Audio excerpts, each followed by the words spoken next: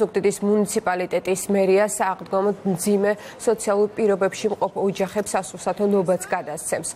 სასურსათო ნობათი 550 ოჯახს გადაეცემა. პროცესის მიმდინარეობას სამეგრელო ზემო სვანეთის სახელმწიფო რწმუნებული ზუგდიდის მერთან ერთად გაეცნო. ზუგდიდის მერია სააღდგომოდ მძიმე სოციალურ პირობებში მყოფი ოჯახებისათვის სასურსათო ნობათის გადაცემას ახორციელებს. საუბარია 550 ოჯახზე, რომელიც წინა სააღდგომოდ მიიღებენ დახმარებას.